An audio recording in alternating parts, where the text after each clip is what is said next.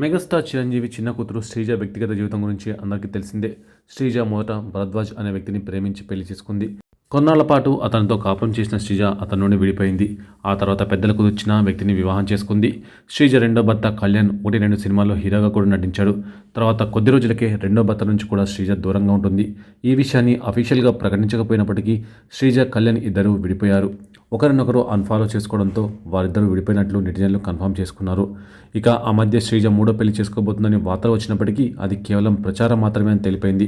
ప్రస్తుతం ఇద్దరి పిల్లలతో శ్రీజ తన తండ్రి వద్దనే ఉంటుంది.